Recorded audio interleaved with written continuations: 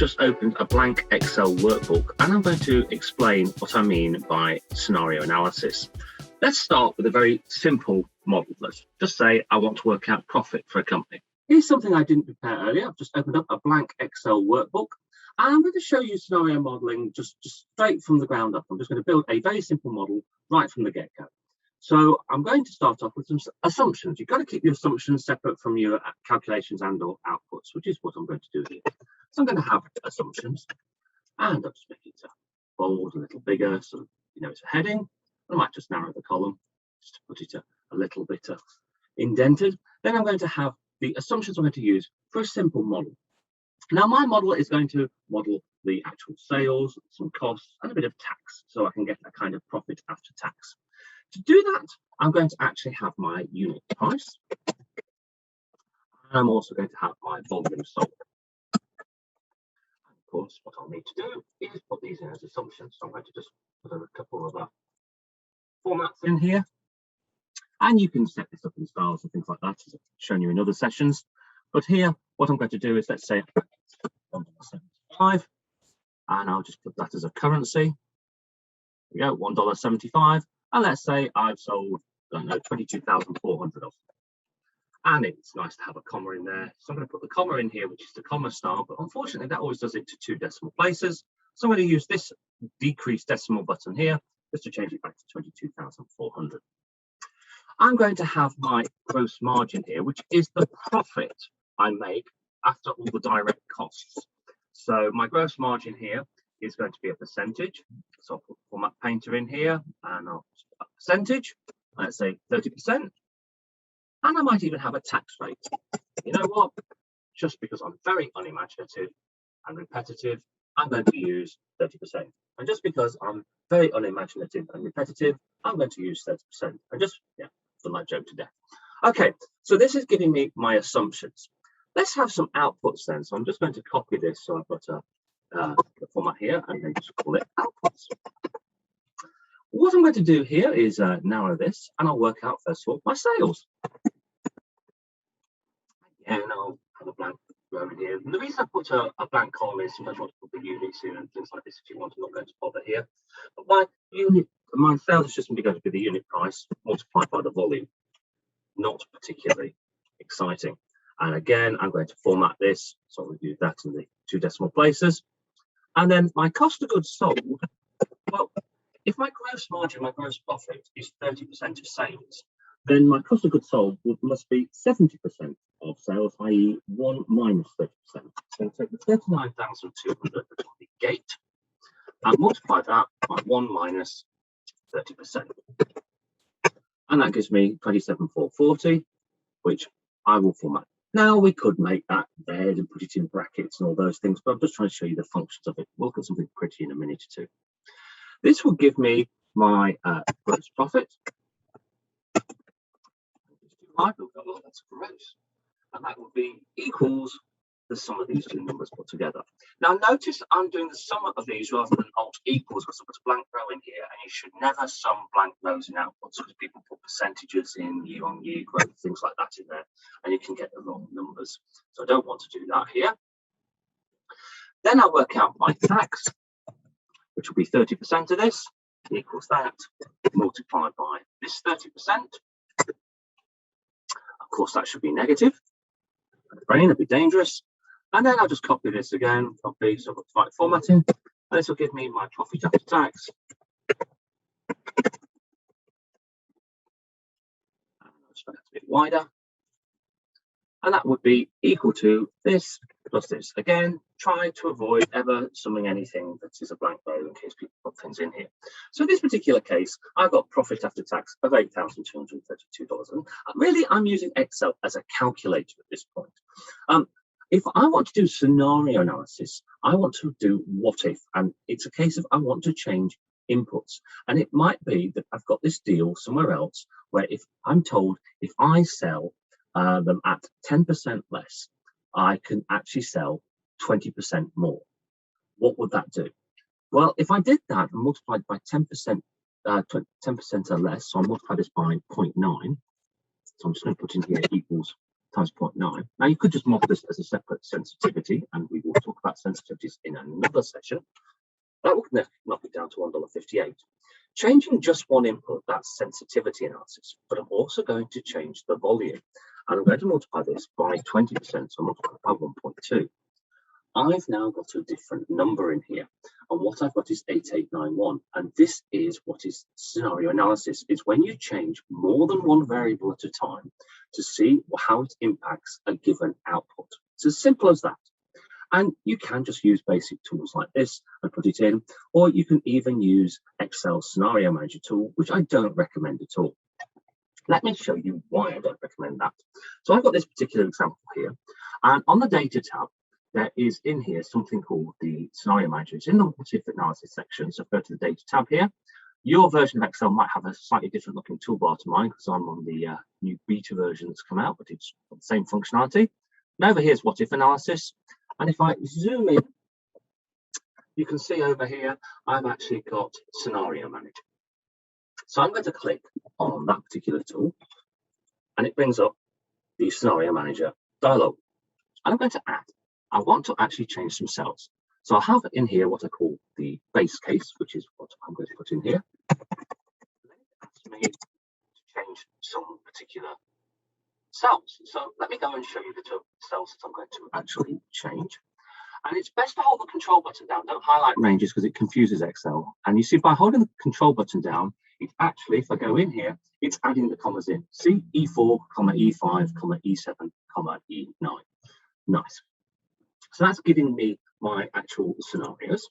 And you can see it's created by me, 24th of August. So you're probably looking at this in 2753 when we all come out of lockdown. But this is when I actually did it, and click OK. And it's put the inputs in, as you can see here. It's got them in. And I click OK. And it's put them in. That was wonderful. Let's add another scenario. So maybe what I'm going to do is call this best case. And I'll go best case and click OK. And what I might do is say, well, I'm going to make $17.50.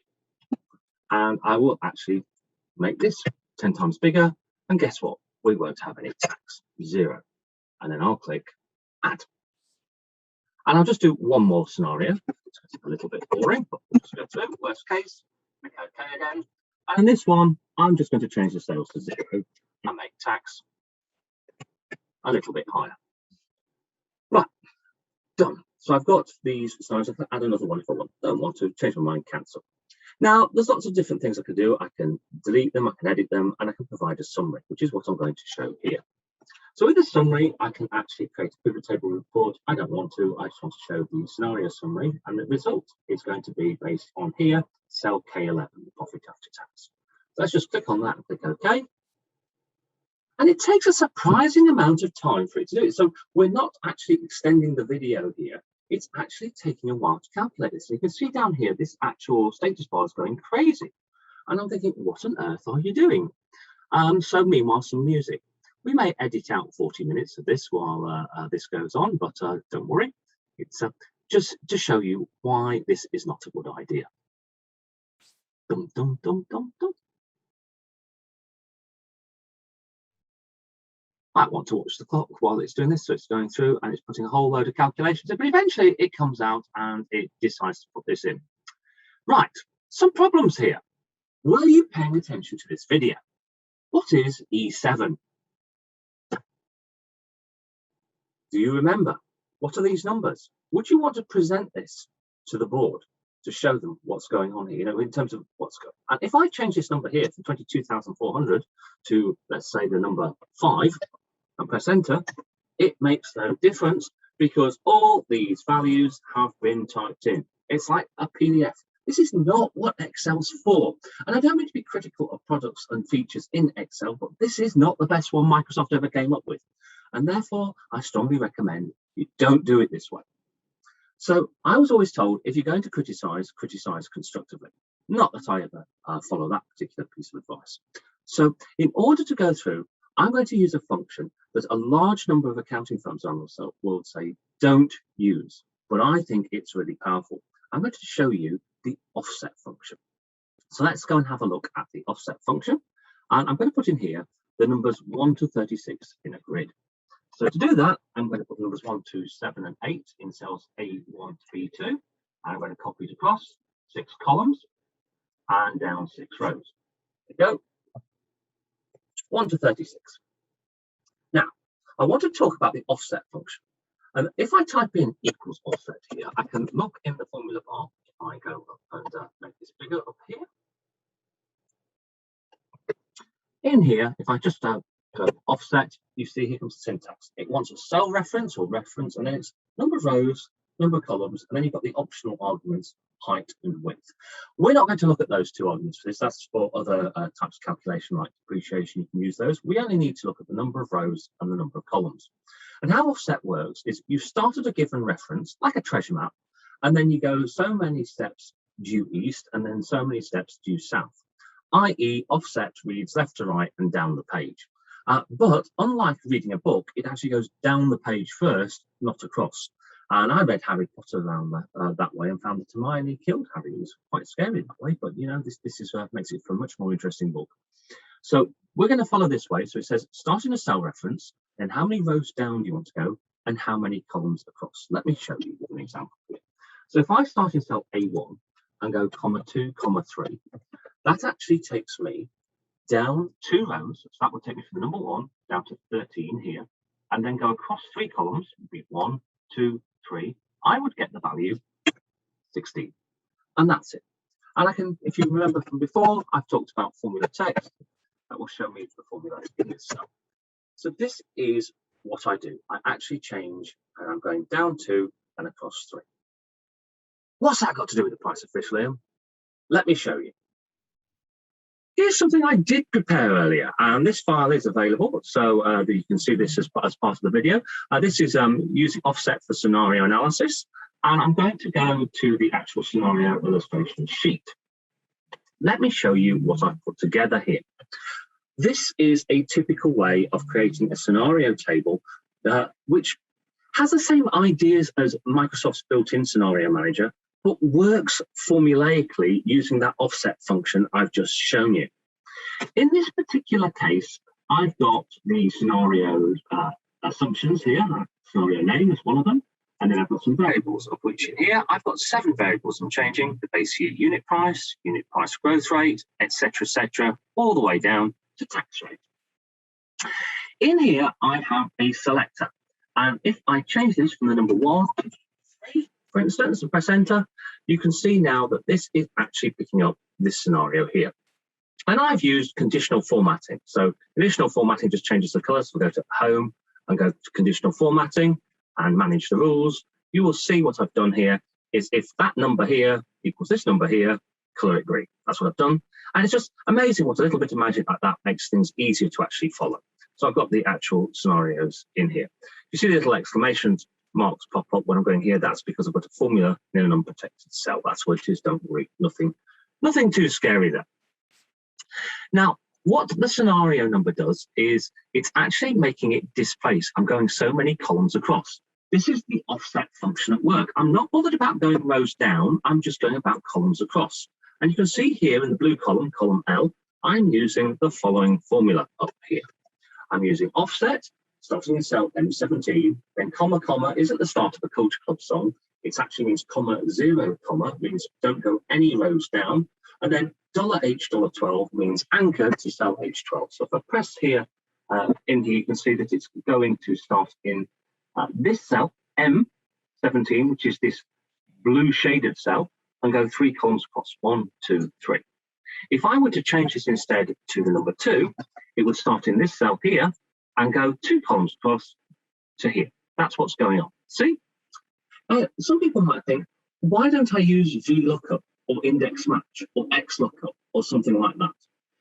You can use all of those functions, but the reason I prefer offset is offset requires a base cell, and then you can move so many rows or columns down. With all of those other functions, you have to define a range. With VLOOKUP, you have to define the size of the table.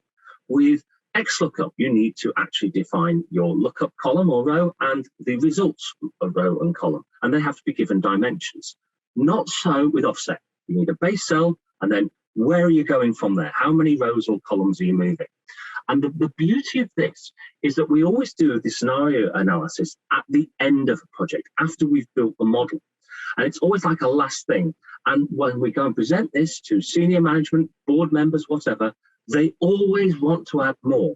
And that will mean modifying VLOOKUP formulas. It would mean modifying XLOOKUP or SUMIF or index match, whichever you've used. But with offset, you don't need to change it.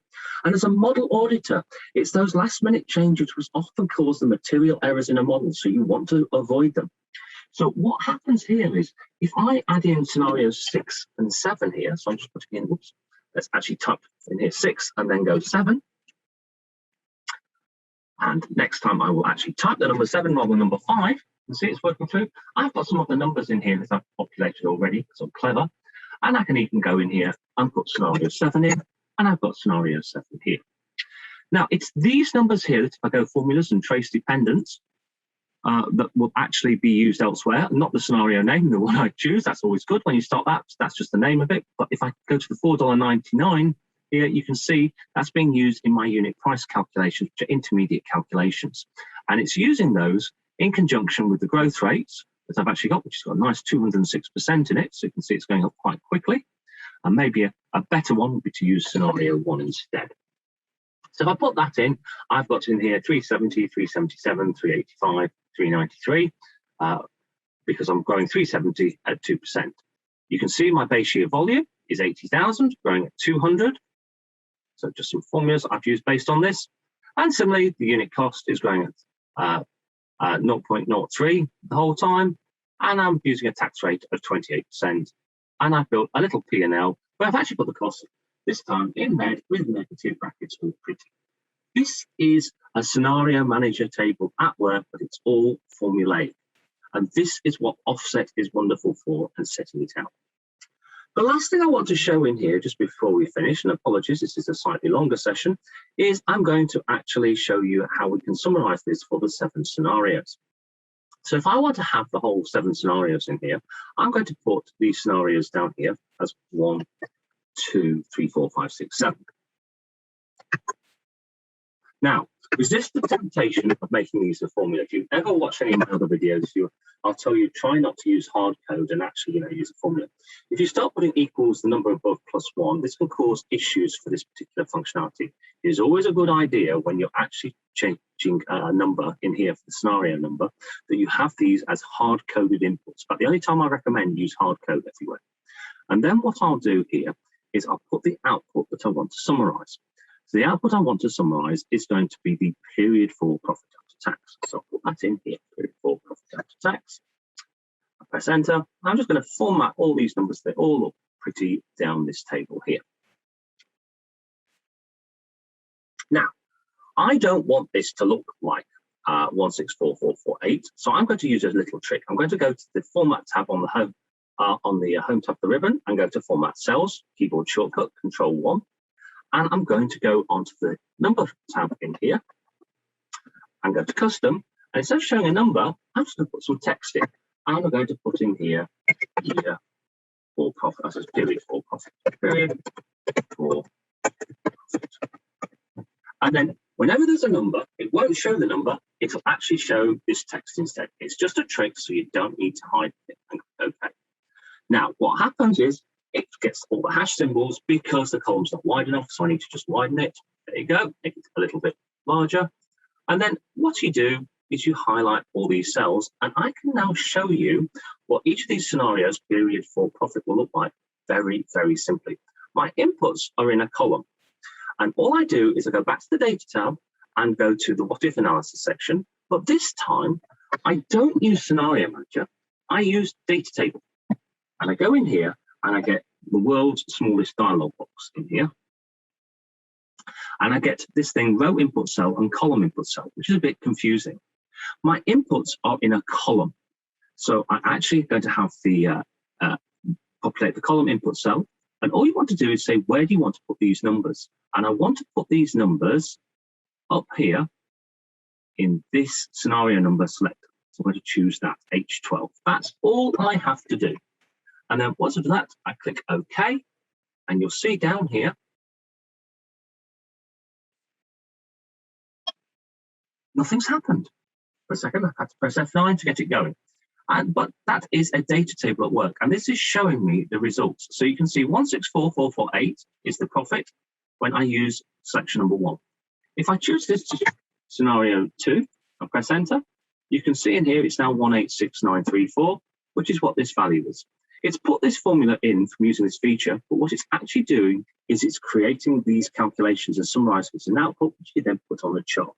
You've created your own scenario analysis. You've changed more than one input at a time, and you've seen how it's affected the output. You can make a decision about which of the scenarios you want to recommend to the board. And that is scenario analysis using offset and data tables in a nutshell. Hope you found that useful. We've got 2 more sessions here. I'm going to do similarly. I'm going to look at sensitivity analysis and simulations analysis, which are different types of what-if analysis that go together with scenarios. But thank you for listening for this time. See you next.